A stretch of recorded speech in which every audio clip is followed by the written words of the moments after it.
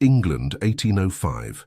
The soft patter of rain against the carriage windows had become a metronome to Lady Harriet Manners' thoughts as they travelled the familiar road to Hadnor House. She watched the lush English countryside roll by, her fingers nervously twisting the edges of her lace gloves, a habit her governess had tried and failed to break. The carriage jostled over a rut in the road, causing her companion to look up from her embroidery. "You seem unusually pensive today, Harriet," Lady Georgiana Russell observed, her steady hand continuing to guide the needle through the delicate fabric. "Is it anticipation of seeing the Duke again after his months in London?" Harriet forced a smile. "I am merely tired from the journey, Georgiana. Nothing more." It was a lie, of course. Lady Georgiana, her dearest friend and confidant since their school days, knew it as well. But mercifully she did not press further. The truth lay buried beneath years of practiced composure. At 22 years of age, Harriet had spent nearly half her life harbouring feelings for Albert Hadnor, the Duke of Keswick, feelings that had never been reciprocated beyond fraternal affection. The son of her father's closest friend, Albert, had been a constant in her life, a brilliant star she orbited around, but could never reach. As the carriage crested the hill, Hadnor House came into view, a grand limestone manor nestled among ancient oak trees.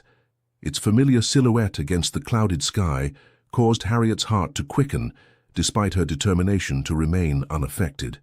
This summer visit was a tradition stretching back to her childhood, though this year felt different. This might be the last time she came here unattached, free to nurture her hopeless affections in private. The carriage rolled to a stop in the courtyard, where servants rushed to assist with luggage, and footmen opened the carriage door. Harriet accepted a hand down from the carriage, her eyes immediately drawn to the imposing figure striding across the gravel toward them. Albert Hadnor, the 8th Duke of Keswick, was everything a duke should be. Tall and broad-shouldered, with a commanding presence that demanded attention without effort. His chestnut hair, always slightly unruly, caught the breeze as he approached. At 29 he carried his title with the easy confidence of a man born to privilege, but tempered with the genuine warmth that had endeared him to both aristocracy and tenants alike. "Lady Russell, Lady Harriet," his voice carried across the courtyard as he bowed elegantly. "Welcome back to Hadnor House." When he straightened, his hazel eyes caught Harriet's, and his smile broadened in that familiar way that had always made her heart stutter in her chest. "Harry, you look well," he said, using the childhood nickname that only he was permitted to use. "London society hasn't changed you a bit." "Your Grace," Harriet curtsied, willing her voice to remain steady. "I dare say London had little opportunity to change me, as I spent most of the season avoiding it."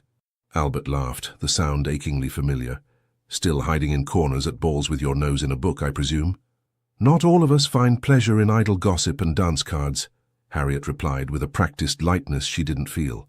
"Come inside, both of you," Albert said, offering an arm to each lady. "Mother is beside herself with excitement at your arrival, and I believe your cousin, Lady Caroline, arrived yesterday." Harriet's step faltered. "Caroline is here." "Indeed. Quite unexpected, but Mother was delighted at the addition to our party. Of course Caroline would be here, beautiful, vivacious Caroline Bartlett, who had spent the London season capturing hearts with her golden curls and tinkling laugh. The same Caroline who had whispered to Harriet at their last encounter, "Albert pays me such particular attention, cousin. I dare say he might make an offer before summer's end." The grand entrance hall of Hadnor House welcomed them with its familiar splendour. Marble floors, ancestral portraits, and the scent of beeswax and fresh flowers. Harriet had once felt as comfortable here as in her own home, but now she felt like an interloper. "Harriet, darling," the Dowager Duchess of Keswick descended the main staircase with arms outstretched. Lady Eleanor Hadnor had been like a second mother to Harriet, especially after her own mother's passing 10 years prior. "How lovely you look," the Duchess said, embracing her warmly. "Though a touch pale. We must remedy that with country air and good food." "Thank you, Your Grace," Harriet replied, returning the embrace. "It is wonderful to see you again." The Dowager stepped back to assess her. "Still no husband on the horizon? Albert tells me the season was quite promising for eligible young ladies this year." "Mother," Albert admonished gently, "not everyone measures success by matrimonial conquest." "Of course not, dear, but—" "Harriet!" a melodious voice called from the top of the stairs. Caroline Bartlett descended with practiced grace, her golden curls arranged fashionably beneath a blue silk bonnet that perfectly matched her eyes. Her travelling dress was the latest London fashion, making Harriet's serviceable green muslin feel suddenly provincial. "Cousin, how delightful!" Caroline embraced Harriet with enthusiasm that didn't quite reach her eyes. "And Lady Russell, what a pleasant party we shall have."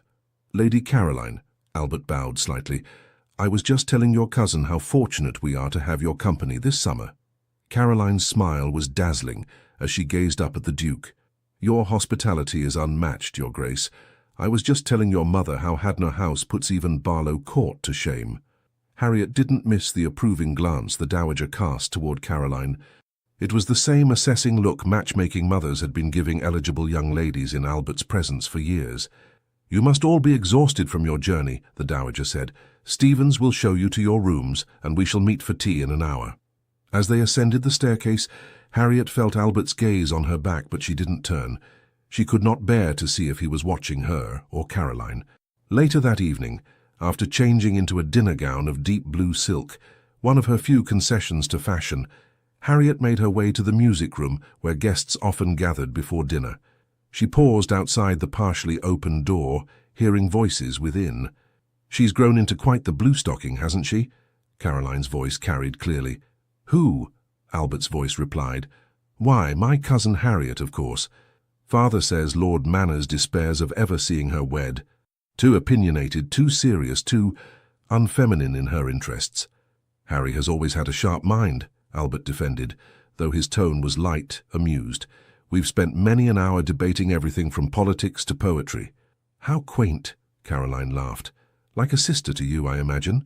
How comfortable to have such a relationship with a lady without the complications of romance." There was a pause before Albert replied, "Yes, exactly like a sister."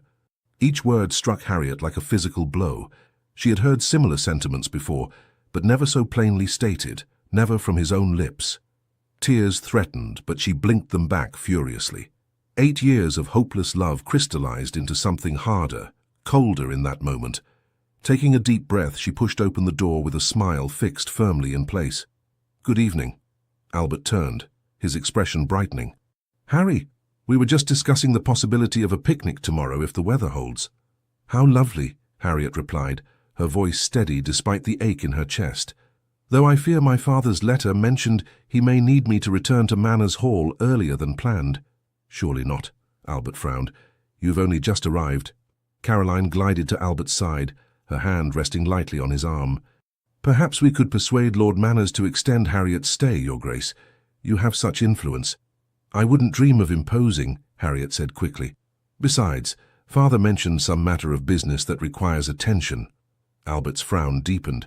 "What business could possibly require you specifically, Harry? Surely your father's steward—" "Not all of us have the luxury of ignoring practical matters, Your Grace," Harriet interrupted, a rare edge to her voice. "Some of us must concern ourselves with more than pleasure and diversion." Surprise flashed across Albert's face at her tone.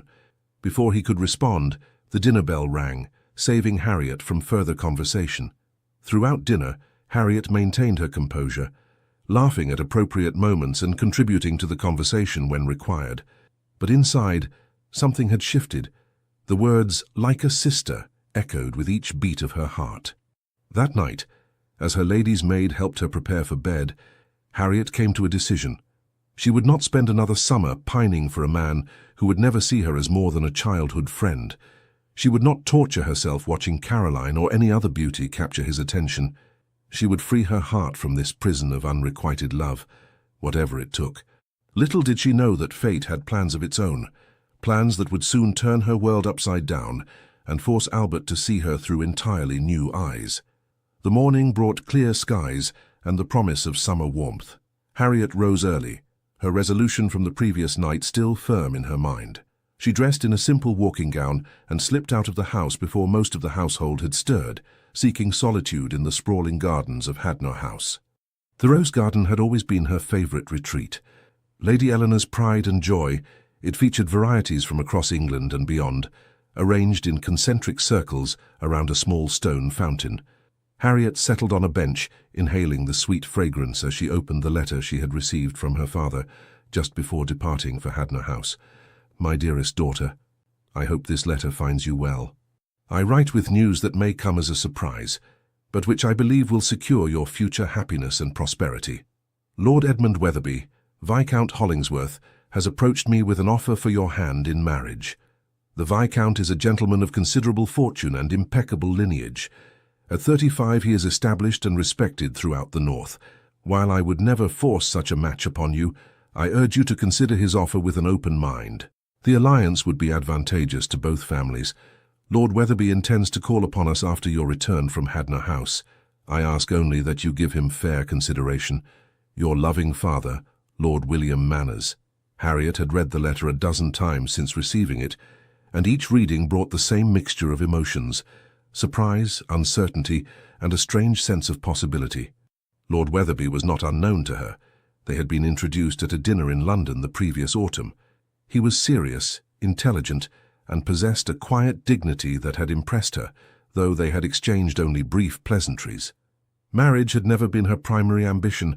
Unlike most young ladies of her station, she had always valued her independence, her freedom to read and think and form her own opinions. But she was also practical enough to understand the realities of her position. An unmarried woman past the age of 25 became an object of pity, dependent on the charity of relatives. And now there was this new knowledge, that Albert truly saw her as nothing more than a sister. Perhaps it was time to put childish dreams aside and embrace a different future, one without the constant ache of unrequited love. "Making friends with the Roses again, Harry?" Harriet started at Albert's voice, hastily folding the letter and tucking it into her pocket. He stood on the gravel path, dressed for riding in a navy coat that accentuated his broad shoulders. His hair was tousled by the morning breeze, giving him a boyish appearance despite his years. "They make far better companions than most people," she replied, forcing lightness into her tone. "They are beautiful without vanity, and fragrant without effort." Albert laughed, dropping onto the bench beside her. "And they never interrupt your reading or challenge your opinions." "Precisely." His shoulder brushed against hers, a casual touch that once would have set her heart racing. Now she felt only the dull ache of resignation. "I apologize for Caroline's behavior last night," he said unexpectedly. "She can be thoughtless in her remarks." Harriet stiffened. "There is no need for apologies. Caroline speaks her mind, as do I. Still, her comments about you were unfair. Being intelligent is hardly a fault." "In a woman many consider it so," Harriet replied, "but it matters not. We cannot all be blessed with golden curls and empty heads." Albert frowned. "That's unkind, Harry. Caroline may be focused on frivolities, but she's not unintelligent." "Defending her already?" "She will be delighted to know she has made such an impression." A look of confusion crossed Albert's face. "What has gotten into you? You seem different." Harriet stood, brushing imaginary wrinkles from her skirt. "Perhaps I am different. People change, Albert. Even those you've known since childhood." She started to walk away, but Albert caught her hand, his touch sending an unwelcome surge of warmth through her. "Harry, wait. Have I offended you somehow?" For a moment Harriet was tempted to speak the truth, to lay bare the years of loving him in silence, the pain of watching him court other women, the final blow of hearing him confirm she was nothing more than a sister to him. But what purpose would it serve except to create awkwardness between them? "Of course not," she said instead. "I'm merely preoccupied with matters from home." Albert searched her face, clearly unconvinced. "Is it the business your father mentioned? Can I help?" "No," Harriet said firmly, withdrawing her hand from his. "This is something I must manage alone." Before he could respond, a voice called from the house. "Your Grace, Lady Harriet, breakfast awaits." Lady Eleanor stood on the terrace, waving them in. Beside her, Caroline was already dressed in a fashionable morning gown of pale yellow, her golden curls arranged perfectly beneath a lace cap. "Shall we?" Albert offered his arm, but Harriet pretended not to notice, walking ahead with brisk steps. Throughout breakfast, Caroline dominated the conversation with tales of London society and the latest gossip. The Dowager Duchess listened with apparent fascination, while Albert contributed occasional comments, his eyes frequently straying to Harriet, who remained unusually quiet. "I thought perhaps we might ride to the village this morning," Albert suggested, as the meal concluded. "The weather is perfect for it." "What a splendid idea!" Caroline clapped her hands. "I adore riding, though I confess I'm not as accomplished as I might wish." "Harriet is an excellent horsewoman," Albert said. "She could give you some guidance." "Oh," Caroline's smile faltered slightly. "How kind, but I wouldn't wish to impose." "It's no imposition," Harriet replied, surprising herself with the offer. "I would be happy to assist." An hour later, they set out from the stables. Albert on his magnificent black stallion Thunderer, Caroline on a gentle mare chosen specifically for her limited riding abilities, and Harriet on Artemis, a spirited chestnut she had ridden on numerous visits over the years. The countryside surrounding Hadnar House was among the most beautiful in England, with rolling hills, ancient woodlands, and meadows filled with wildflowers. Under different circumstances, Harriet would have revelled in the ride, in the freedom of galloping across open fields with the wind in her hair. Instead, she found herself positioned alongside Caroline, offering gentle corrections to her posture and grip on the reins, while Albert rode slightly ahead, occasionally glancing back with an approving smile that made Harriet's chest tighten. "You're so accomplished, Harriet," Caroline said as they approached the village. "It's such a pity that ladies with intellectual and practical talents are often overlooked in favor of those with more ornamental qualities." The barb beneath the compliment was thinly veiled, but Harriet merely smiled. "Indeed, though I find that men who value substance over appearance are generally worth waiting for." Caroline's blue eyes narrowed slightly. "How fortunate, then, that there are men for every preference. Some appreciate scholarly pursuits, while others, like the Duke perhaps, prefer more traditional feminine charms." Before Harriet could respond, Albert reined his horse to a stop, waiting for them to catch up. "The village looks busy today. Market day always brings people from the surrounding estates." Indeed, the small village of Keswick was bustling with activity. Market stalls lined the central green, selling everything from fresh produce to handmade lace. Villagers bowed or curtsied as Albert rode past, his position as their landlord and benefactor, earning him genuine respect rather than merely obligatory deference. They dismounted outside the village inn, where a stable boy rushed forward to take their horses. Albert assisted Caroline from her mare with careful hands, while Harriet dismounted independently, a lifetime of practice making her movements graceful despite her distracted thoughts. "Your Grace!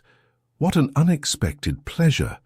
A tall, distinguished gentleman approached, his riding clothes of excellent quality, though not ostentatious. He appeared to be in his mid-30s, with intelligent grey eyes and dark hair silvered slightly at the temples. "Lord Weatherby," Albert greeted him with a slight bow. "I didn't realize you were in the area." "I've recently leased Thornfield Manor for the summer," Lord Weatherby replied. "The northern climate becomes oppressive in July, and I've found Derbyshire quite agreeable." His gaze shifted to Harriet, and recognition flashed in his eyes. "Lady Harriet Manners, I believe. We were introduced at Lord Hartley's dinner last autumn." Harriet curtsied, studying the man who had offered for her hand without a proper courtship. "Indeed, my lord, what a surprise to encounter you here." "A pleasant one, I hope," he replied with a slight smile. His eyes were kind, she noticed, with laugh lines at the corners suggesting a good humor that wasn't immediately apparent in his serious demeanor. Albert cleared his throat. "Allow me to introduce Lady Caroline Bartlett, Lady Harriet's cousin." Lord Weatherby bowed politely to Caroline before returning his attention to Harriet. "I had intended to call upon your father next week. Perhaps this fortuitous meeting might allow me to become better acquainted with you before then." Albert's eyebrows rose. "You have business with Lord Manners?" A faint flush colored Harriet's cheeks as Lord Weatherby replied, "Of a sort, yes." Caroline, ever observant, glanced between Harriet and Lord Weatherby with sudden interest. "How intriguing! Perhaps Lord Weatherby would care to join us for dinner at Hadnar House this evening. I'm certain the Duchess would welcome another guest." "An excellent suggestion," Albert said, though his tone lacked enthusiasm. "If Lord Weatherby has no other engagements." "I would be honored," Lord Weatherby replied, his gaze still on Harriet. "If Lady Harriet has no objection." Put on the spot, Harriet could hardly refuse without appearing rude. "None whatsoever," she said, meeting his eyes directly. "I look forward to becoming better acquainted." Something flickered across Albert's face. Confusion, perhaps, or suspicion, but he quickly masked it with a polite smile. "Excellent. Shall we say 7 o'clock?" As they parted ways, Harriet felt Albert's questioning gaze on her back, but she deliberately engaged Caroline in conversation, avoiding the inevitable interrogation. She had no desire to explain her father's letter or Lord Wetherby's interest. Let Albert wonder for once, as she had wondered countless times watching him flirt with beautiful women at balls and dinner parties. That evening, Harriet took unusual care with her appearance, selecting a gown of deep crimson silk that her father had insisted she purchase in London. With its empire waist and modest neckline trimmed with delicate lace, it was fashionable without being ostentatious, elegant rather than showy. She instructed her maid to arrange her dark brown hair in a simple but becoming style, with a few soft curls framing her face. When she descended the main staircase, she found Albert waiting alone in the entrance hall, handsomely dressed in evening attire. He looked up at her approach, and for a moment he seemed startled, as though seeing her for the first time. "Harry," he said, his voice oddly constrained, "you look different." Harriet raised an eyebrow. "Different good, or different concerning?" "Good," he said quickly. "Very good. I've just never seen you in that gown before." "It's new," she replied. "Father insisted I make some concessions to fashion during the season." Albert nodded, still studying her with an expression she couldn't quite decipher. "It suits you. Red. It brings out that is, it complements your complexion." An awkward silence fell between them, unusual for two people who had known each other since childhood and who typically conversed with easy familiarity. "Harry," Albert began, his tone serious. "This Lord Wetherby. How well do you know him?" Harriet met his gaze directly. "About as well as you knew Lady Elizabeth Montague before courting her last season, I imagine." Albert frowned. That was different. "How so?" That is, Lady Elizabeth was introduced by my mother's dearest friend. Her family was thoroughly vetted." Harriet smiled thinly. "And my father is incapable of vetting potential suitors." "Suitors?" Albert's eyes widened. "Is that what Wetherby is? A suitor?" Before Harriet could respond, the Dowager Duchess entered with Caroline and Lady Georgiana, effectively ending their private conversation. "Harriet, what a lovely gown," Lady Eleanor remarked. "I've always said crimson suits your colouring. Doesn't she look beautiful, Albert?" "Indeed," Albert murmured, though his expression remained troubled. Caroline, dressed in a fashionable gown of pale blue that highlighted her fair colouring, assessed Harriet with new eyes. "Cousin, you've been hiding your sense of style, though I've always said confidence is the most becoming accessory a woman can wear." The sound of carriage wheels on gravel announced Lord Wetherby's arrival. When he entered the drawing-room a few minutes later, Harriet was struck again by his quiet dignity. He was not traditionally handsome like Albert, whose features had a classical perfection, but there was strength in his face and intelligence in his eyes that she found appealing. "Lady Harriet," he bowed over her hand, "you look enchanting this evening." "Thank you, my lord," she replied, noticing Albert's frown deepen from the corner of her eye. Throughout dinner, Lord Wetherby proved himself an excellent conversationalist, knowledgeable on topics ranging from agricultural innovations to literature. He spoke directly and without pretense, his northern accent becoming more pronounced when he discussed his estates in Yorkshire with genuine passion. "You've implemented crop rotation on all your lands?" Albert asked, genuinely interested despite his obvious reservations about the man. "Indeed," Lord Wetherby nodded. "The results have been most satisfactory. Yields have increased nearly 30% over the past 3 years.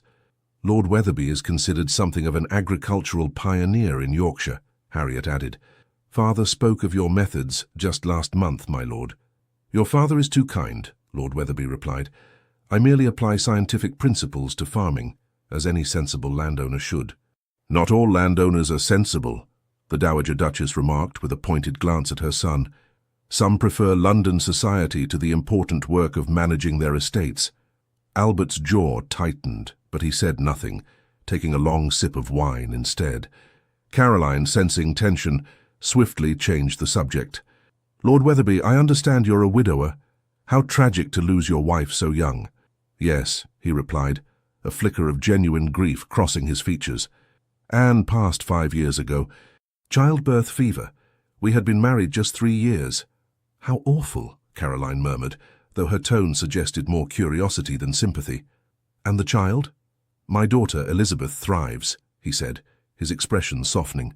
She remains in Yorkshire with her nurse and governess. At 5 years old, she is already quite the horsewoman. You must miss her terribly, Harriet said quietly. Lord Wetherby met her eyes. I do.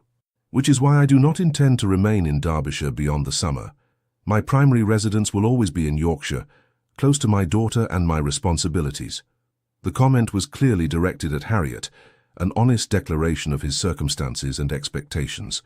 She appreciated his frankness, so different from the flowery, often insincere compliments typically offered in London drawing rooms.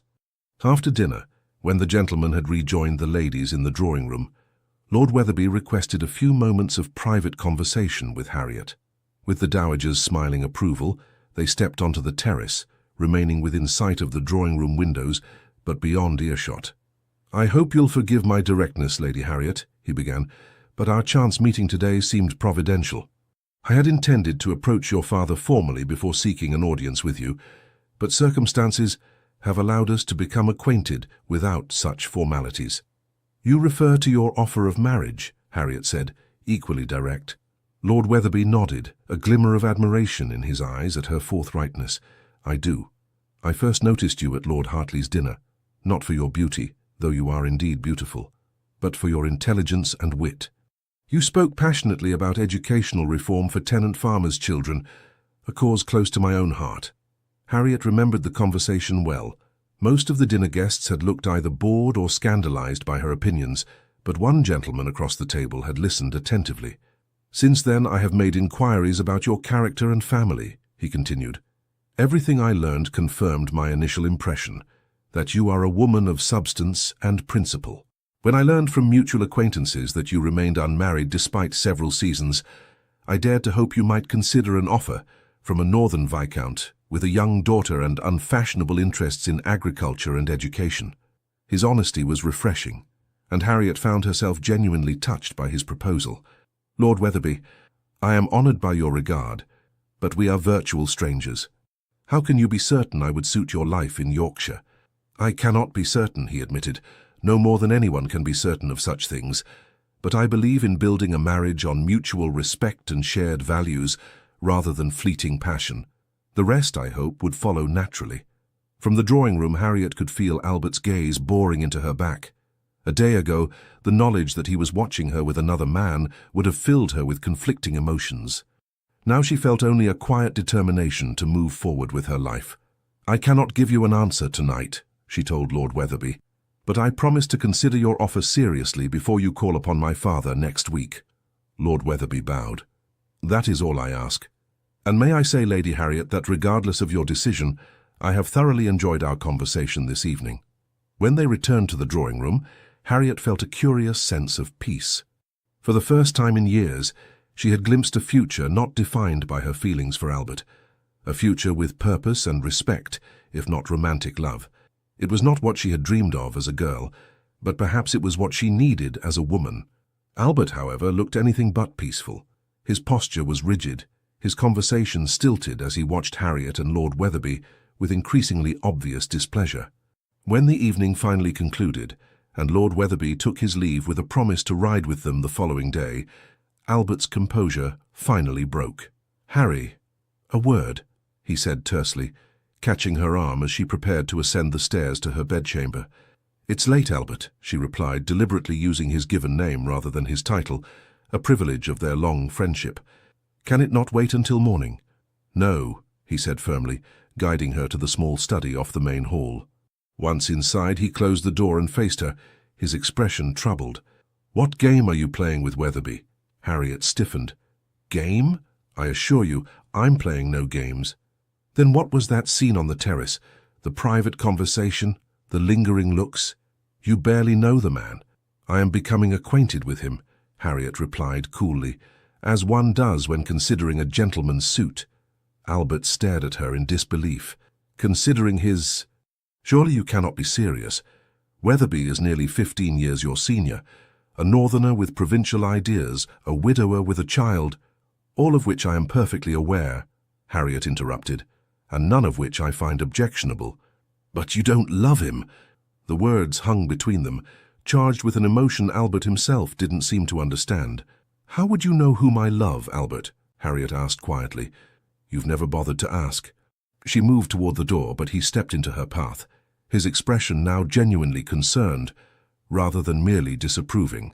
"Harry, please, if this is about financial security or escaping your father's house, there must be better options. I could speak to Mother about finding a more suitable match." "A more suitable match," Harriet echoed, indignation flaring. "By whose standards? Yours? The Tuns? Lord Wetherby is a gentleman of means and character, with estates, a title, and most importantly, respect for my mind and opinions. What more suitable match could there be?" "Someone who loves you," Albert said, his voice dropping. "Someone who knows you, truly knows you, someone who—" "Someone like a brother?" Harriet interrupted, unable to keep the bitterness from her voice. Albert flinched as if struck. "What?" "Nothing." Harriet shook her head. "It's late and I'm tired. Good night, Your Grace." This time when she moved toward the door, he didn't stop her, but as she reached for the handle, his voice, oddly uncertain, reached her. "Harry, are you truly considering marrying him?" Harriet paused, her back still to Albert. "Yes," she said simply. "I am." Without waiting for his response, she left the room, closing the door firmly behind her. It wasn't until she reached the sanctuary of her bedchamber that she allowed the tears to fall, not for love lost, but for a decision made. She would accept Lord Wetherby's offer. It was time to build a life beyond the shadow of unrequited love. The next 2 weeks passed in a flurry of activity at Hadner House. What had begun as a quiet country gathering expanded as additional guests arrived, friends of the Duchess, neighbouring gentry, and even a few of Albert's London companions who had decided the country air might provide a welcome respite from city life. True to his word, Lord Wetherby called almost daily, joining their riding parties, picnics, and evening gatherings. He proved to be an attentive companion to Harriet, engaging her in conversations about books and ideas, listening to her opinions with genuine interest, and sharing his own thoughts without condescension. If his manner lacked the passionate intensity of romantic love, it offered instead a steady, respectful appreciation that Harriet found increasingly comfortable. Caroline, initially dismissive of Lord Wetherby as provincial and dull, changed her tune when she discovered the extent of his fortune and holdings. "I had no idea he was quite so wealthy," she confided to Harriet one afternoon as they prepared for a garden party. "Yorkshire may be unfashionable, but 50,000 a year makes even the most remote estate appealing." "I'm not interested in his fortune," Harriet replied, selecting a bonnet that would shield her face from the sun. "Of course not," Caroline smiled indulgently. "But it certainly doesn't hurt his case, does it? And you must admit, cousin, it's unlikely you'll receive a better offer at your age." The barb stung, but Harriet refused to show it. "Lord Wetherby's offer is based on mutual respect and shared interests. His fortune is irrelevant to my consideration." Caroline laughed lightly. "How refreshingly unworldly you are, Harriet, though I notice you don't deny considering his offer." "And if I am," Harriet challenged. "Then I would say you're wiser than I gave you credit for," Caroline replied. "Though the poor Duke seems quite distressed by the prospect. He's been positively brooding since Lord Wetherby began calling." Harriet had indeed noticed Albert's darkening mood as the days passed. He watched her interactions with Lord Wetherby with ill-concealed disapproval, finding reasons to interrupt their conversations and monopolizing her attention whenever possible. It was as if her potential engagement had awakened some previously dormant possessiveness in him. Not romantic jealousy, she tried to convince herself, but the protective instinct of a lifelong friend. The garden party that afternoon was held on the sprawling south lawn of Hadner House, with white tents erected to provide shade, tables laden with refreshments, and a small ensemble playing gentle melodies. The weather was perfect. Warm sunshine tempered by a light breeze, the gardens in full bloom creating a riot of colour and fragrance. Harriet, dressed in a gown of pale green muslin with a matching Spencer jacket, found herself the centre of more attention than she was accustomed to receiving. Lord Wetherby remained attentive as always, but several other gentlemen also sought her company, seemingly noticing for the first time that Lady Harriet Manners possessed both beauty and charm when she chose to display them. "You appear to have developed quite a following," Lady Georgiana remarked as they helped themselves to lemonade. I count no fewer than 3 gentlemen watching your every move." Harriet glanced around discreetly. Lord Wetherby was engaged in conversation with an elderly neighbour, but his gaze periodically sought her out. A young baronet she had been introduced to the previous day was hovering nearby, clearly waiting for an opportunity to approach. And Albert. Albert stood with Caroline and several others beneath a large oak tree, but his attention was not on the animated conversation around him. Instead, his eyes were fixed on Harriet, with an intensity that made her pulse quicken despite herself. "3 indeed," Harriet murmured, "though only one matters." "Lord Wetherby, I presume?" Georgiana asked, following her gaze. "He seems a good man, Harry. Steadfast, sincere." "Yes," Harriet agreed. "He is all those things." "But?" Georgiana prompted gently. Harriet sighed. "There is no but. He is everything a sensible woman should want in a husband. And yet your eyes keep straying to the Duke." "Habit," Harriet said firmly. "Nothing more." Before Georgiana could respond, the young baronet finally gathered his courage and approached, requesting Harriet's company for a stroll through the rose garden. She accepted, partly to escape Georgiana's too perceptive gaze, and partly to prove to herself and to Albert that she was moving forward with her life. Sir Edward Blackwell was pleasant enough, handsome in a conventional way, and clearly eager to make a good impression. As they walked among the roses, he complimented her appearance, inquired about her interests, and shared amusing anecdotes from his recent travels to Italy. Under different circumstances, Harriet might have found him charming, but her thoughts remained divided between Lord Wetherby's steady presence and Albert's burning gaze. When they returned to the main gathering, Albert immediately detached himself from his group and intercepted them, his smile not quite reaching his eyes. "Sir Edward, I believe Lady Caroline was just asking after you. Something about your mutual acquaintances in Florence." It was a transparent dismissal, but Sir Edward was too well-bred to object. With a bow to Harriet and a promise to continue their conversation later, he departed in search of Caroline. "That was hardly necessary," Harriet said once they were alone. "Sir Edward was perfectly pleasant company." "He's a fortune hunter with gambling debts," Albert replied curtly. "Not the sort of man you should encourage." "I wasn't aware I needed your approval for my conversational partners." Albert's jaw tightened. "As your host and friend, I feel some responsibility for your welfare." "Friend?" Harriet raised an eyebrow. "Is that what we are, Albert? Friends?" "Of course we're friends," he said, sounding genuinely confused. "We've always been friends." "No." Harriet shook her head. "We've never truly been friends. Friends confide in each other, share their deepest thoughts and feelings. When was the last time you told me anything of real significance? When was the last time you asked about my hopes or fears or dreams?" Albert stared at her, taken aback by her sudden candor.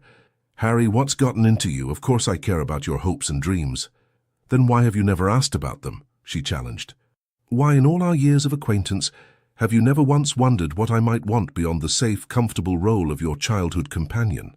I assumed," Albert floundered, genuinely at a loss. "Precisely," Harriet said quietly. "You assumed, everyone assumes." Poor plain Harriet, content with her books and her quiet life, grateful for any scraps of attention. "Well, perhaps I want more than assumptions, Albert. Perhaps I want someone who sees me, truly sees me, as a woman with desires and ambitions of my own." Before he could respond, Lord Wetherby approached, his expression concerned. "Lady Harriet, forgive the interruption, but you seem distressed. Is everything all right?" "Perfectly all right, my lord," Harriet replied, forcing a smile. "His Grace and I were just discussing the nature of friendship." "A complex topic," Lord Wetherby observed, glancing between them. "If I'm intruding—" "Not at all," Albert said stiffly. "In fact, I believe the Duchess requires my attention. If you'll excuse me." He stalked away, shoulders rigid with tension. Harriet watched him go, a familiar ache in her chest, despite her determination to move past her feelings for him. "He cares for you deeply," Lord Wetherby said quietly. Harriet turned to him in surprise. "I beg your pardon." "The Duke," Lord Wetherby clarified. "He cares for you far more than either of you seem to realize." "You're mistaken," Harriet said quickly. "Albert sees me as a sister, nothing more." Lord Wetherby studied her face. "Is that what he told you?" "In so many words, yes." "And is that how you see him?" "As a brother." The directness of the question caught Harriet off guard. She had expected many things from Lord Wetherby, but not this uncomfortable perceptiveness. "My feelings for the Duke are complicated," she admitted finally, "but irrelevant. He has made his view of me quite clear." Lord Wetherby nodded thoughtfully. "Lady Harriet, may I speak plainly? I would expect nothing less from you, my lord. When I offered for your hand, I did so with sincere admiration for your character and mind," he said. "I believe we could build a satisfactory life together, based on mutual respect and shared values, but I have no desire to be any woman's consolation prize." Harriet flushed. "My lord, He held up a hand. "Please allow me to finish. I came to Derbyshire seeking a wife, yes, but also a mother for Elizabeth, and a partner in managing my estates. I want a marriage of equals, Lady Harriet. That requires honesty between us, from the very beginning." "I have been honest with you," Harriet insisted, "about everything except your feelings for the Duke," Lord Wetherby said gently. "I'm not offended, Lady Harriet. These matters of the heart are rarely simple. But before you accept or decline my offer, I would ask you to be honest with yourself about what and whom you truly want." Harriet stood silent, unable to deny the truth of his words. Lord Wetherby had seen through her carefully constructed facade to the heart of her dilemma. She was considering marrying one man while still in love with another. "I don't wish to cause you distress," Lord Wetherby continued. "Take whatever time you need to reflect. My offer stands, and my respect for you remains unchanged regardless of your decision." With a bow, he excused himself, leaving Harriet alone with thoughts that had never been more chaotic. She had believed herself ready to accept his proposal, to build a life based on respect and companionship, rather than romantic love. Now she wasn't sure of anything. That evening, dinner was a stilted affair. Albert was uncharacteristically quiet, responding to conversation with monosyllables and barely touching his food. Caroline attempted to fill the silence with cheerful chatter, but even her seemingly inexhaustible supply of gossip eventually faltered in the face of the palpable tension. After dinner, when the ladies withdrew to the drawing-room, the Dowager Duchess cornered Harriet near the pianoforte. "My dear," she said quietly, "I couldn't help but notice some awkwardness between you and Albert today. Is everything all right?" "Merely a difference of opinion, Your Grace," Harriet replied, unwilling to elaborate. The Dowager studied her face. "Harriet, I've known you since you were in leading strings. You've been like a daughter to me, especially after your dear mother's passing. If something troubles you, I hope you know you can confide in me." The genuine concern in Lady Eleanor's eyes nearly broke Harriet's composure. How could she possibly explain that she had spent years loving a man who saw her only as a sister, that she was now considering marrying another man to escape the pain of unrequited love, that Albert's sudden possessiveness was threatening to unravel all her carefully laid plans? "It's nothing serious," Harriet managed to smile. "Albert disapproves of my acquaintance with Lord Wetherby, that's all." "Ah," the Dowager nodded, understanding dawning in her eyes. "And do you care for Lord Wetherby, my dear?" "I respect him greatly," Harriet said carefully. "That wasn't my question," Lady Eleanor pointed out gently. "Do you care for him? Could you grow to love him as a wife should love her husband?" It was the same question Harriet had been asking herself since Lord Wetherby's proposal. Could respect and admiration develop into love over time? Or would she forever compare any man to Albert, finding them all wanting? "I don't know," she admitted finally. "I believe I could be content as Lord Wetherby's wife. He is kind, intelligent, and values me for my mind rather than merely my family connections or appearance." "Content," the Dowager repeated thoughtfully. "A modest ambition for a lifetime commitment. Not everyone can marry for love, Your Grace." "Perhaps not," Lady Eleanor conceded, "but those who have the opportunity should not squander it." Before Harriet could respond, the gentleman joined them, ending their private conversation. Albert immediately gravitated to Caroline's side, engaging her in animated conversation while pointedly avoiding Harriet's gaze. The message was clear. Two could play at this game of indifference. The following day brought rain, confining the household to indoor activities. Harriet spent the morning in the library, seeking solace in books as she had so often throughout her life. The vast collection had always been one of her favorite aspects of Hadner House, with volumes ranging from ancient Greek philosophy to the latest scientific treatises. She was deeply engrossed in a volume of poetry when the library door opened and Albert entered, stopping short when he saw her curled in the window seat. "Forgive me," he said stiffly. "I didn't realize the room was occupied." "It's your house," Harriet replied, closing her book. "I can leave if you prefer." "No," Albert sighed, his shoulders slumping slightly. "Don't go. In fact, I owe you an apology." Harriet raised an eyebrow. "For?" "My behavior yesterday," he admitted, approaching the window seat but maintaining a cautious distance. "I was possessive and intrusive. You were right to call me out on it." The admission surprised her. Albert rarely acknowledged fault, not out of arrogance but because he typically acted with careful consideration. "Thank you," she said simply. A silence fell between them, filled with the soft patter of rain against the windows and the ticking of the grandfather clock in the corner.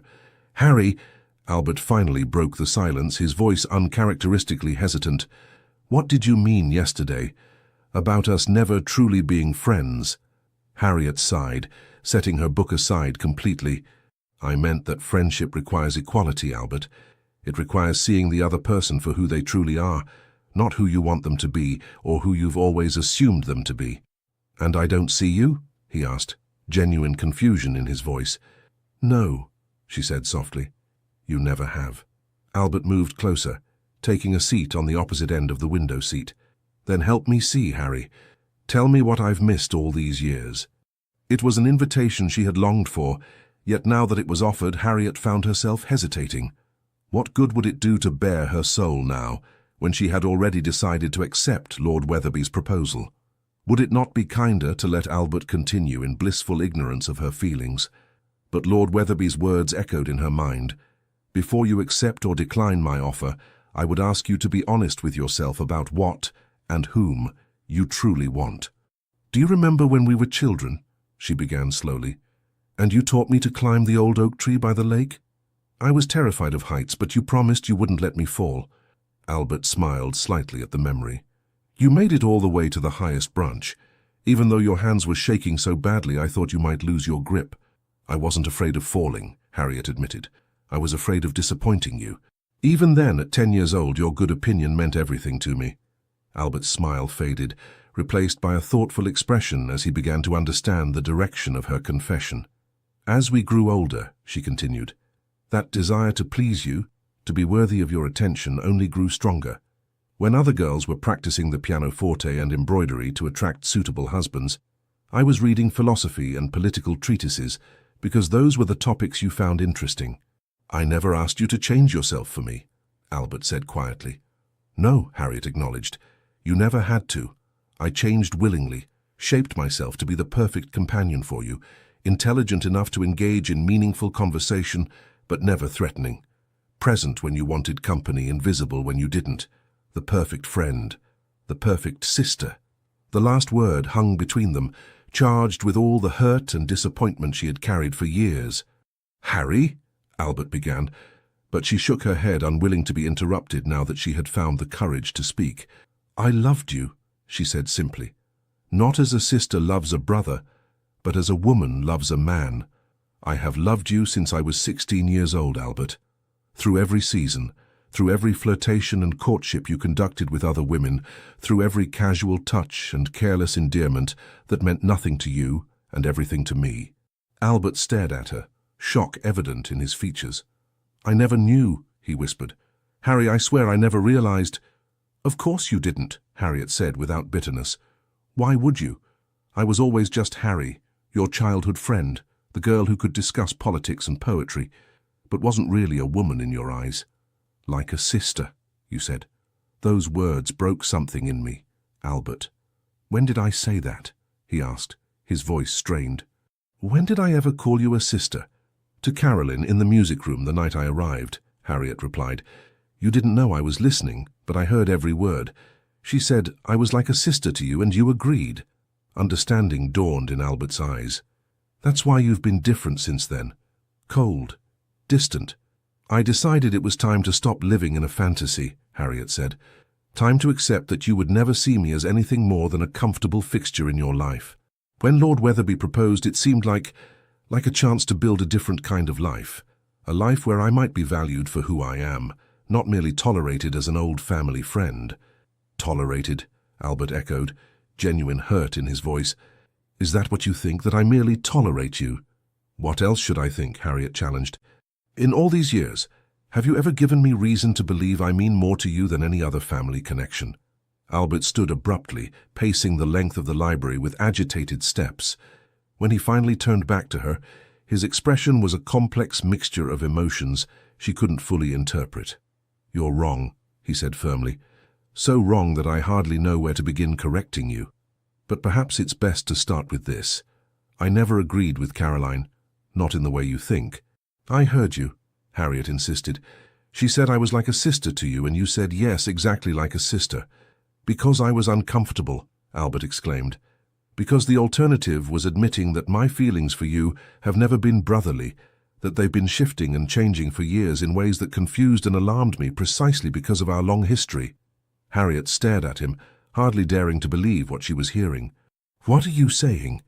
Albert ran a hand through his hair, a gesture of frustration she had seen countless times over the years. I'm saying that I've been a fool, Harry. A blind, stubborn fool who couldn't recognize what was right in front of him until the threat of losing it forever forced him to see clearly. He moved back to the window seat, sitting closer this time, close enough that she could see the flecks of gold in his hazel eyes. Do you know why I've never married? He asked quietly. Despite my mother's constant machinations and the parade of eligible young ladies presented to me each season, Harriet shook her head wordlessly. Because no one ever measured up to you, Albert said simply. No one was as intelligent, as genuine, as capable of challenging me and understanding me simultaneously. I told myself it was because I valued our friendship too highly to risk losing it by marrying someone you might not approve of. But the truth, I now realize, is far simpler and far more frightening. No one else could capture my heart because it already belonged to you. Harriet felt as though the ground had shifted beneath her. After years of loving him in silence, believing her feelings would never be reciprocated, to hear these words now seemed almost cruel. Why now? She whispered. Why tell me this now, when I've finally found a way to move forward with my life? Because I'm selfish, Albert admitted. Because the thought of you marrying Weatherby, of you belonging to another man, makes me physically ill. Because watching you with him these past 2 weeks has been a special kind of torture. Seeing you smile at his words, laugh at his jokes, consider spending your life with him when I've only just realized that I want that life for myself.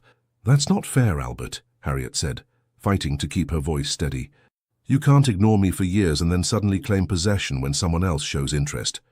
I know, he acknowledged. I know it's not fair.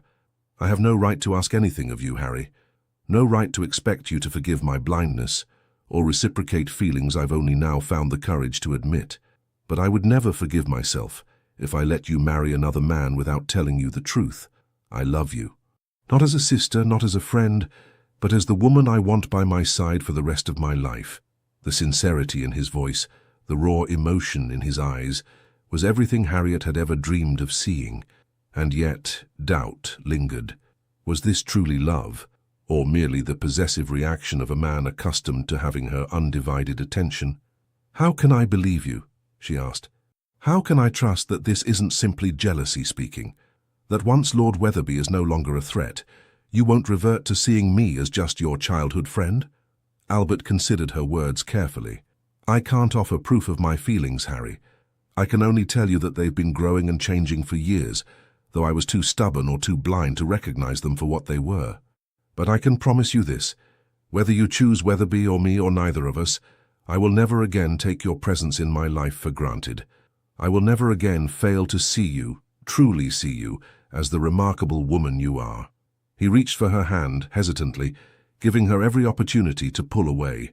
When she didn't, he entwined his fingers with hers, the simple touch sending warmth through her entire body. I won't pressure you, he promised. Take whatever time you need to consider Lord Weatherby's offer, and mine. Whatever you decide, I will respect your choice. But please, Harry, don't make that decision based on who you think I was or what you think I felt in the past. Make it based on who we could be to each other now and in the future. A soft knock at the library door interrupted the charged moment between them. The door opened to reveal a footman, looking apologetic. Forgive the interruption, Your Grace, Lady Harriet, But Lady Caroline is asking for Lady Harriet's assistance with some correspondence. Of course, Harriet said, grateful for the reprieve. She needed time to process Albert's unexpected declaration, to separate what her heart wanted to believe from what reason cautioned her to question. As she rose to leave, Albert kept hold of her hand for a moment longer. "Think about what I've said, Harry, please." She nodded, unable to trust her voice, and slipped from the library with her thoughts in turmoil. Everything she had believed about her relationship with Albert had been upended in the span of a single conversation. After years of certainty that he would never return her feelings, she now faced the possibility that he truly did love her, and the terrifying decision of whether to trust in that love or choose the safer path with Lord Wetherby. Caroline was waiting in the morning room, a letter in her hand and a calculating expression on her face. "There you are, Harriet. I've been looking everywhere for you." "The footman said you needed assistance with correspondence," Harriet asked, struggling to compose herself after the emotional scene in the library. "A small deception, I'm afraid," Caroline admitted without a trace of remorse. "I actually wanted to speak with you privately about something rather delicate." Harriet sighed inwardly, in no mood for Caroline's manipulations. "What is it, Caroline?" "I've noticed a certain tension between you and the Duke these past days," Caroline began, circling the topic with practiced delicacy. "And now Lord Wetherby's attention to you has become quite marked. One might almost think you were at the centre of a romantic rivalry. Is there a question in there somewhere?" Harriet asked wearily. Caroline's smile tightened slightly. "Merely an observation, cousin, though I confess to some confusion. You've never shown interest in securing a husband before, yet suddenly you have not one but two gentlemen seemingly vying for your favour." "Perhaps I simply hadn't met the right gentleman before," Harriet replied evenly. "Perhaps," Caroline agreed, though her tone suggested skepticism. "Or perhaps the Duke's attentions are merely the result of wounded pride. Men do hate to lose what they consider their possessions, even if they had no interest in claiming them properly." The barb struck closer to Harriet's own doubts than Caroline could have known. Was Albert's declaration genuine, or merely a reaction to seeing her desired by another man? "The Duke doesn't consider me his possession," Harriet said firmly. "No?" Caroline raised an eyebrow. "Then why does he watch you constantly? Why does he interrupt every conversation you have with Lord Wetherby? Why has he been in such a foul mood since the Viscount began calling?" "I couldn't say," Harriet replied, though her heart raced at the implications. Caroline moved closer, her voice dropping to a confidential tone. "Harriet, I say this as family who cares for your welfare. Don't mistake the Duke's possessiveness for love. He may convince himself temporarily that he has feelings for you, but a man of his position needs a certain type of wife, someone who understands the social requirements of his station, someone who can navigate the complexities of London society. Someone like you." Harriet finished the thought. Caroline had the grace to flush slightly. "I didn't say that." "You didn't need to," Harriet replied. "Your interest in Albert has been obvious from the moment you arrived." "Is it so wrong to admire a man of his qualities?" Caroline countered. "He is everything a duke should be, handsome, wealthy, well-connected. We would make a suitable match." "And you're telling me this because I don't want to see you hurt," Caroline insisted, though the sincerity of her concern was questionable. "The Duke may think he wants you now, when you're suddenly showing interest in another man, but once that novelty fades, he'll revert to type. Better to accept Lord Wetherby's offer, a man who genuinely appreciates your unique qualities." The manipulation was transparent, but it played on Harriet's deepest fears. What if Albert's feelings were merely temporary, a response to the threat of losing her rather than genuine love? "I appreciate your concern," Harriet said diplomatically, "but my relationship with Albert and with Lord Wetherby is not something I wish to discuss." Caroline studied her face for a moment, then nodded with false graciousness. "Of course, I've overstepped. Forgive me, cousin." As Harriet left the morning room, she felt more confused than ever. Between Albert's passionate declaration, Lord Wetherby's honourable offer, and Caroline's manipulative warnings, she no longer knew what or whom to trust. What she needed was time alone to think, to sort through her tangled emotions without influence from any of them. But time was the one luxury she didn't have. Lord Wetherby would expect an answer soon, and Albert Albert had upended her entire world with a few heartfelt words. Words she had longed to hear for years, but now feared might be spoken in haste, only to be regretted at leisure. As she climbed the stairs to her bedchamber, Harriet made a decision. She would write to her father, requesting permission to return home immediately. Away from Hadno House, away from Albert's intense gaze and Lord Wetherby's quiet patience, perhaps she could finally determine what her heart truly wanted. The atmosphere at Grosvenor House on the night of the Midsummer Ball was one of elegance and anticipation. Crystal chandeliers cast a warm glow over the ballroom, where London's elite had gathered in their finest attire to see and be seen. It was the social event of the season, made all the more exciting by rumours of unexpected romantic entanglements among the ton. Lady Harriet Manners stood at the edge of the ballroom, observing the swirl of colourful gowns and formal black evening wear with a detached interest. 3 weeks had passed since her hasty departure from Hadno House, 3 weeks of quiet reflection at her father's country estate, interrupted only by Lord Wetherby's formal call to present his suit and her father's increasing impatience for her decision. She had expected Albert to follow her, to press his case with the same intensity he had shown in the library that rainy morning. Instead, there had been only silence. No letters, no unexpected visits, nothing to suggest that his declaration had been anything more than a momentary impulse born of jealousy. The disappointment had been acute, but also clarifying. If Albert could so easily let her go after claiming to love her, then perhaps Caroline had been right. Perhaps his feelings were merely a reaction to the threat of losing her attention rather than genuine love. Lord Wetherby, by contrast, had been steadfast. His formal call on her father had been everything proper and dignified. He had spoken to Lord Manners of his admiration for Harriet's character and intelligence, detailed his financial situation and the provisions he would make for her comfort, and requested permission to address her directly. When granted a private audience with Harriet, he had reiterated his offer without pressure, assuring her that he respected her need for time to consider such an important decision. "You seem deep in thought, Lady Harriet." The voice beside her belonged to Lady Georgiana, who had arrived in London the previous day and immediately sought out her friend. "Merely observing the pageantry," Harriet replied with a small smile. "You know how I find these events." "Tedious affairs where appearance trumps substance," Georgiana suggested wryly. "And yet here you are, looking more fashionable than I've ever seen you." Harriet glanced down at her gown, a creation of deep blue silk with silver embroidery that her father had commissioned from London's finest modiste as a tacit endorsement of Lord Wetherby's suit. The cut was more daring than her usual conservative choices, with a lower neckline and shorter sleeves that displayed her slender arms to advantage. "Father insisted," she explained.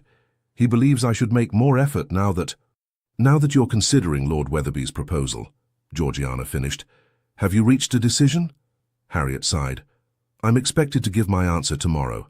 Father has made it clear he considers it an excellent match." "But," Georgiana prompted, knowing her friend too well to miss the hesitation in her voice.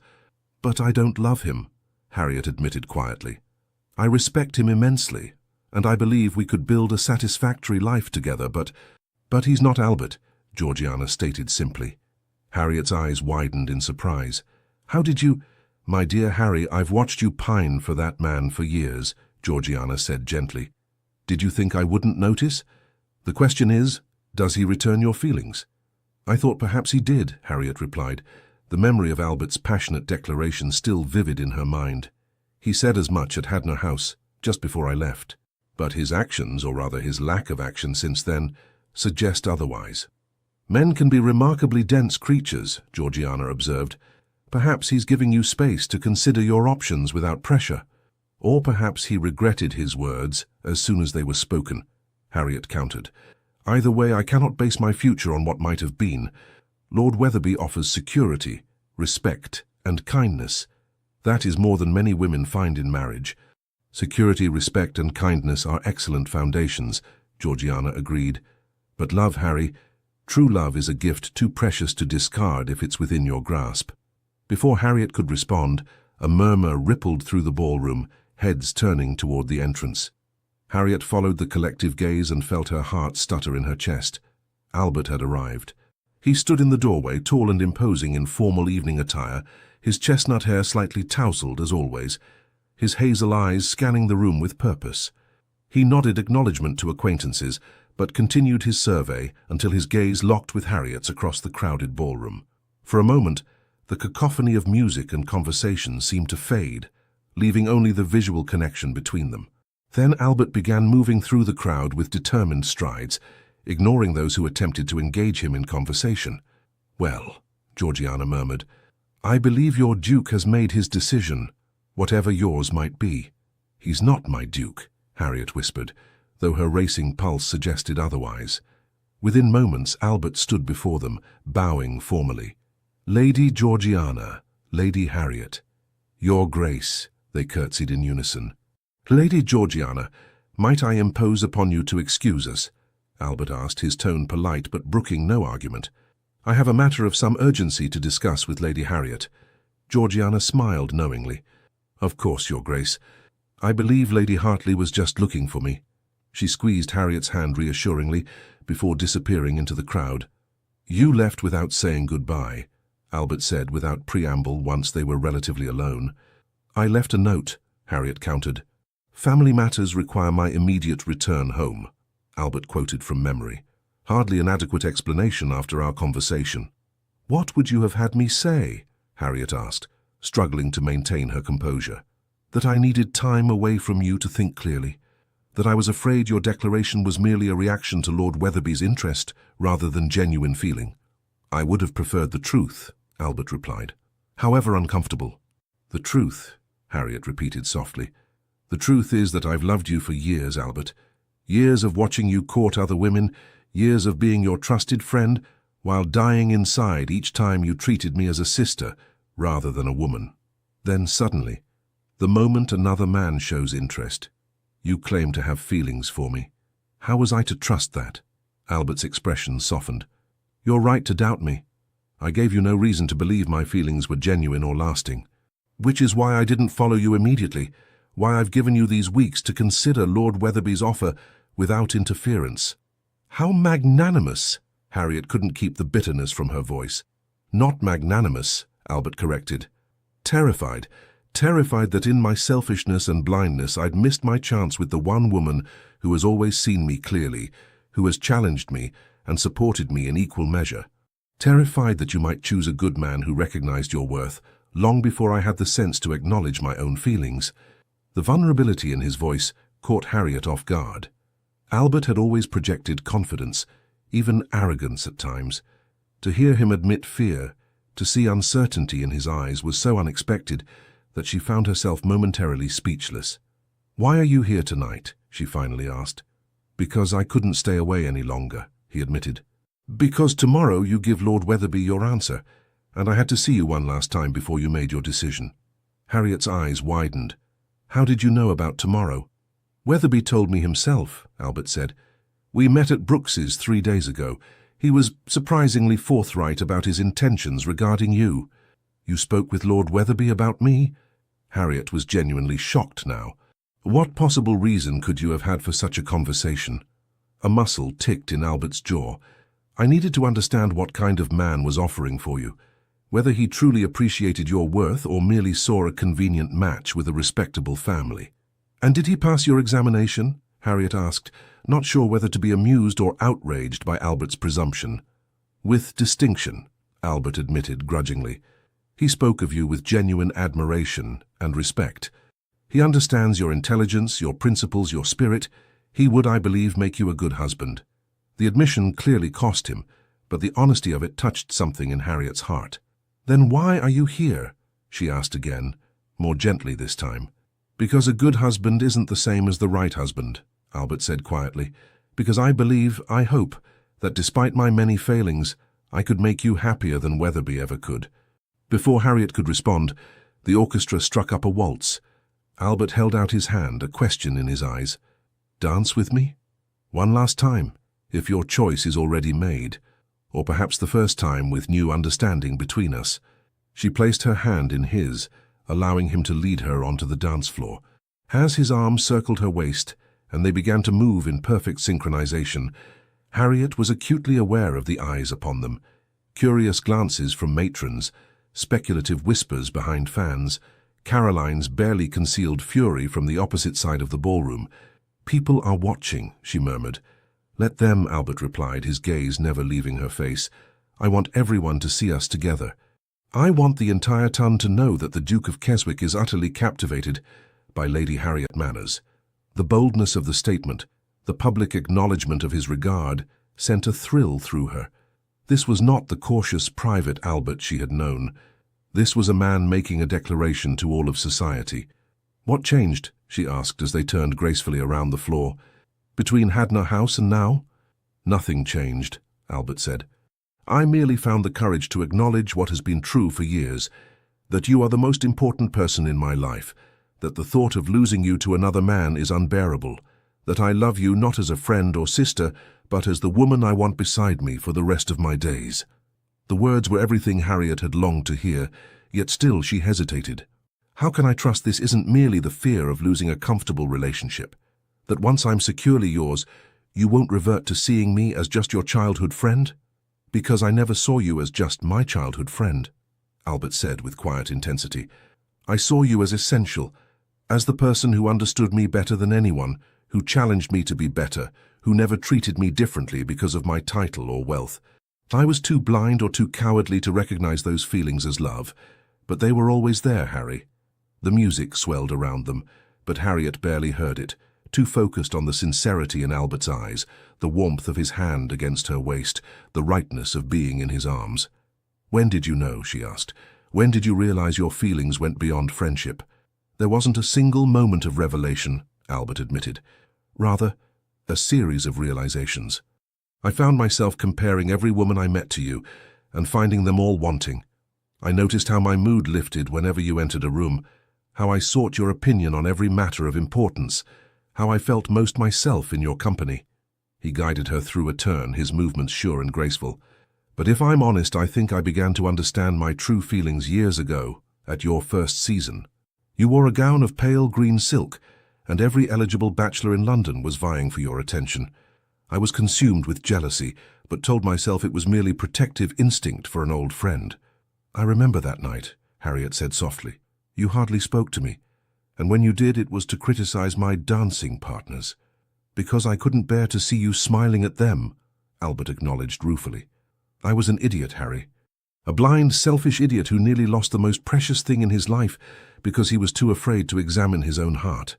As the music drew to a close, Albert did not immediately release her, keeping her hand in his as he led her toward the terrace doors.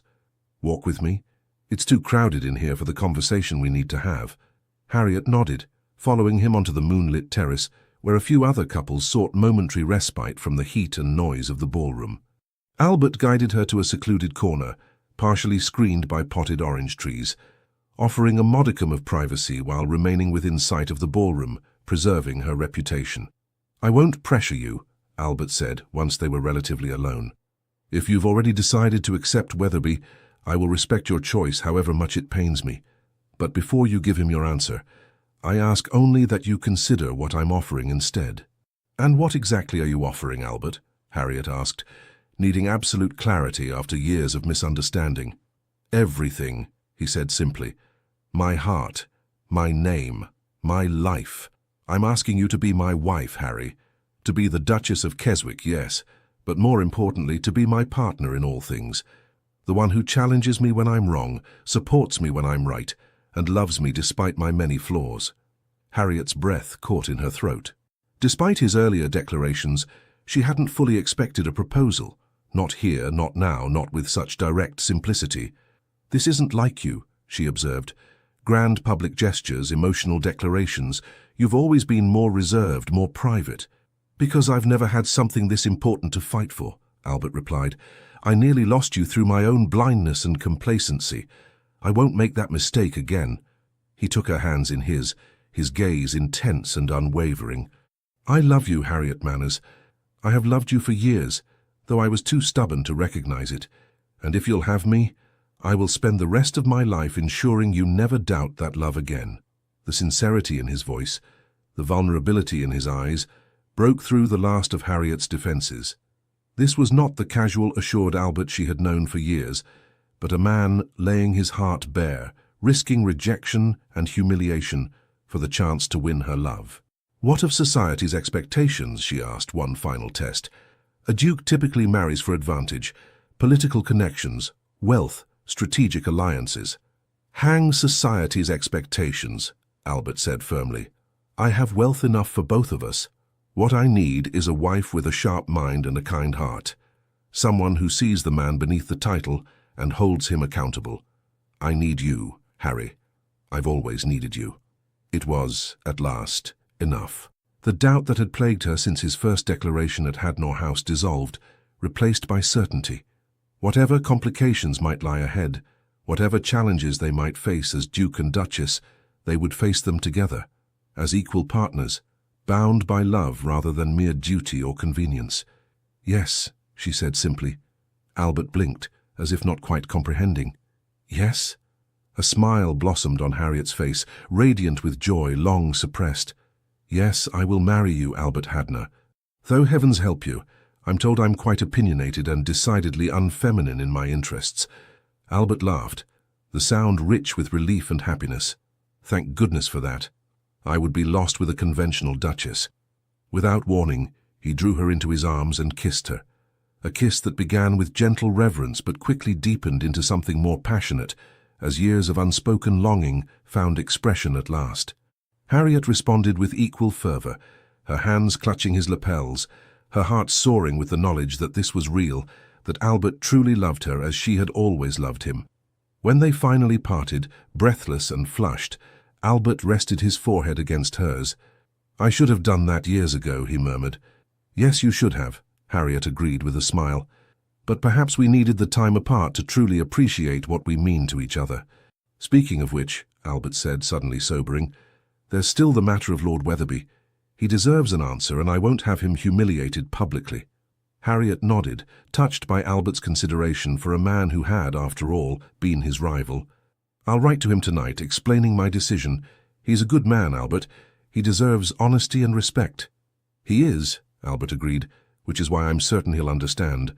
He told me himself that he wanted you to be sure of your choice, that he had no desire to be any woman's second choice. A small frown creased Harriet's brow. You seem to have had quite the conversation with him. We understand each other, Albert said simply. Two men who recognize the exceptional worth of the same woman. Before they could continue their conversation, the terrace doors opened and Caroline emerged, her expression a mixture of surprise and calculation when she spotted them together in the shadowed corner.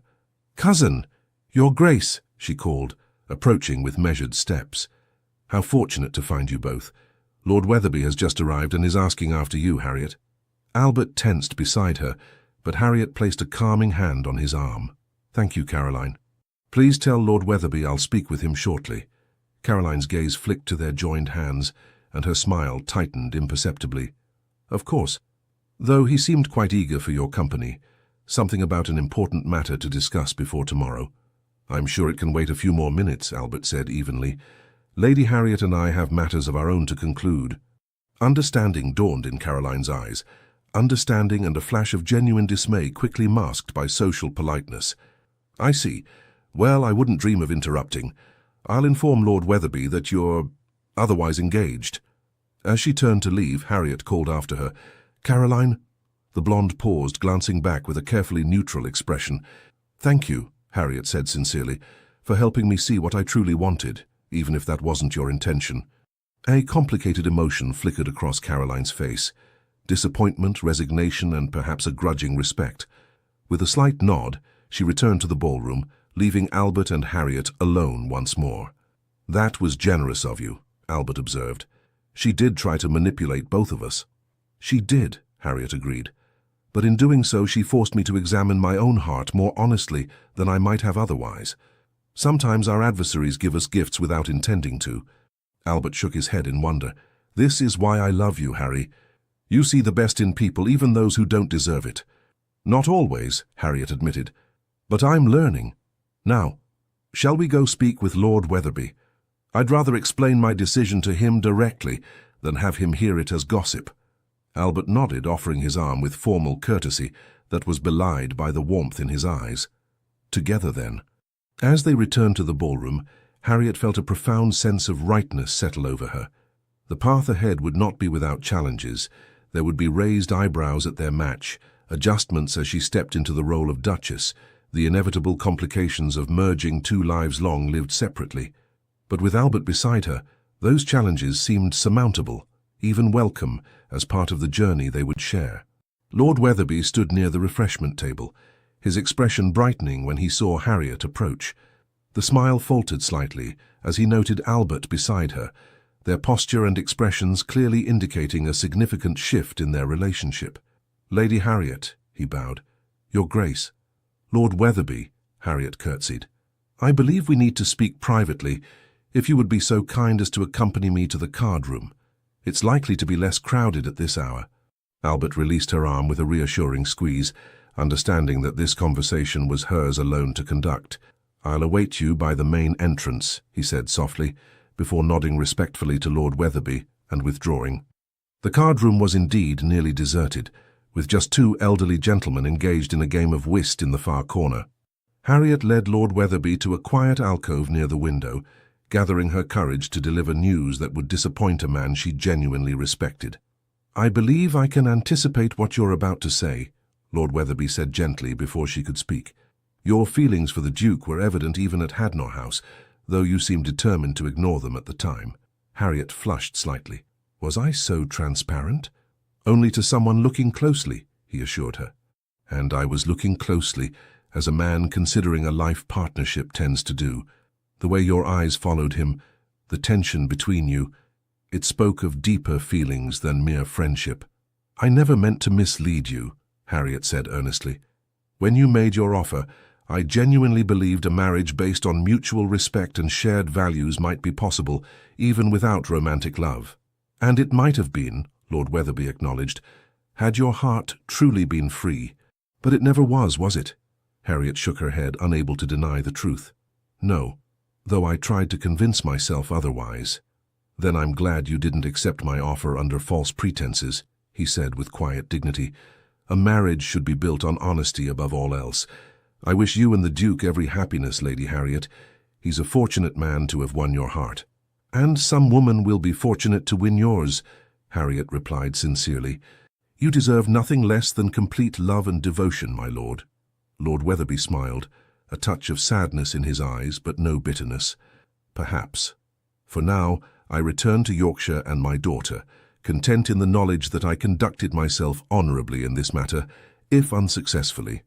"More than honourably," Harriet assured him, "with a dignity and kindness I shall not forget." With a final bow, Lord Weatherby took his leave, his tall figure straight and proud as he exited the card-room. Harriet watched him go with a mixture of regret and relief. Regret for any pain she might have caused him. Relief that their parting had been marked by mutual respect rather than recrimination. When she rejoined Albert in the entrance hall, his questioning look was answered by her gentle smile.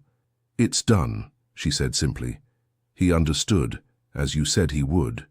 "He's a good man," Albert acknowledged. "Under different circumstances I might have called him friend." "Perhaps someday you will," Harriet suggested. "Time has a way of healing awkward beginnings." Albert laughed, the sound warm and genuine. "Always the optimist, Harry." "Not always," she corrected him. "But tonight—" "Yes, tonight I find optimism comes quite easily." They departed the ball shortly thereafter. Scandal be damned. Albert handed Harriet into his carriage with elaborate care, his touch lingering on her gloved hand. As the carriage began its journey through London's lamp-lit streets, he reached for her hand again, entwining their fingers with casual intimacy. "What are you thinking?" he asked, studying her face in the dim light. "I'm thinking how strange life is," Harriet replied honestly. "A month ago I had resigned myself to a marriage of convenience with Lord Weatherby, convinced you would never see me as more than a sister. Now here I am, engaged to the man I've loved since girlhood, heading toward a future I never dared hope for." "Not engaged yet, technically," Albert pointed out with a smile. "I haven't formally asked your father for your hand." "A formality only," Harriet waved dismissively. "Father will be delighted. He's always been fond of you, and the prospect of his daughter becoming a duchess will more than compensate for any disappointment regarding Lord Weatherby." "Still," Albert insisted, "we'll do things properly.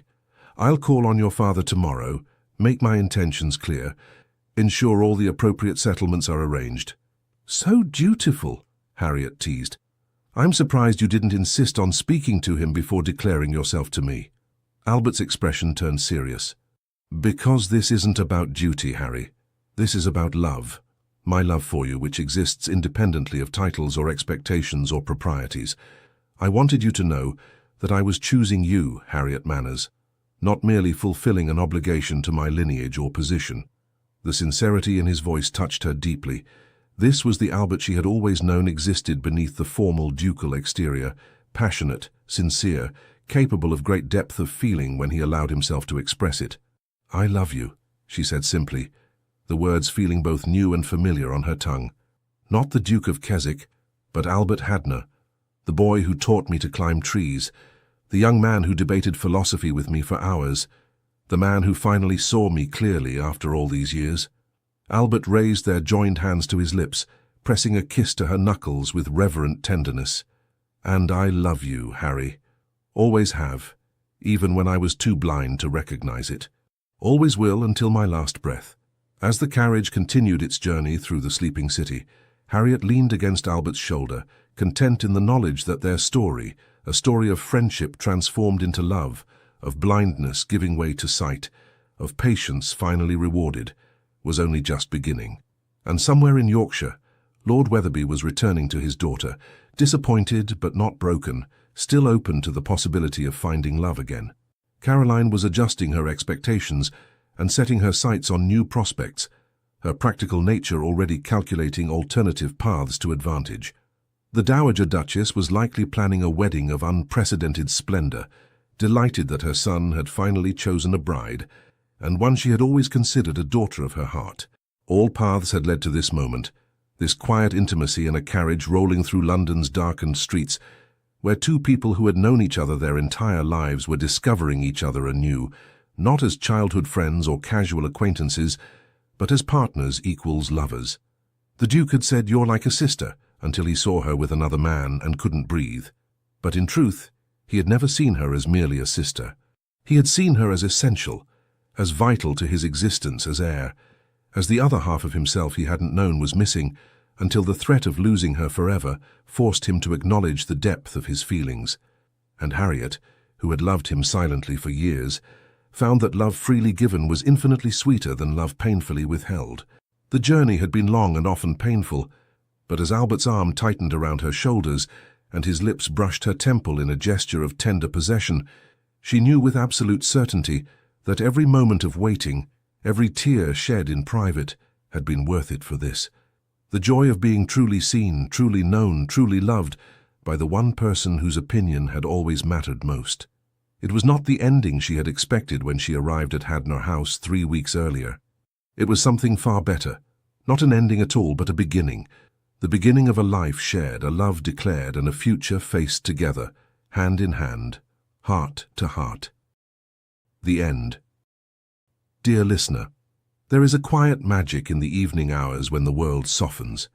Perhaps you're sitting in your favorite chair now, the day's demands finally at rest. In these moments, stories like Harriet and Albert's reach us not as mere entertainment, but as gentle messengers from across time. What struck me most about their journey wasn't the misunderstanding or even the eventual reunion. It was the enduring flame that refused to extinguish despite years of silence. Some fires aren't meant to die. They simply wait for the right moment to illuminate our paths.